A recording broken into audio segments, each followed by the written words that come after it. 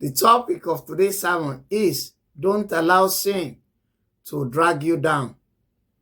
Though God has no pleasure in the death of sinners, but for them to repent and live. However, if they refuse to repent, they will be judged. The Lord does not want anyone to die, but to change his or her ways and live. Why not grab this opportunity and stop sinning in order to live eternally? It doesn't make God happy when anyone passes away untimely or prematurely. So return to your Creator and live. Turn your back on your rebellious living so that sin won't drag you down.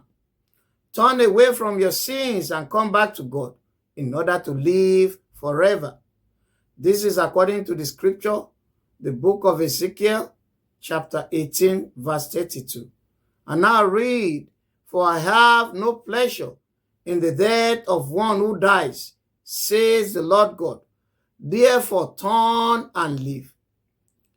Be sorry for your sins, turn away from them and live, because God is not pleased with the death of sinners. Beware, do not allow sin to drag you down and make you end your journey in Satan's camp.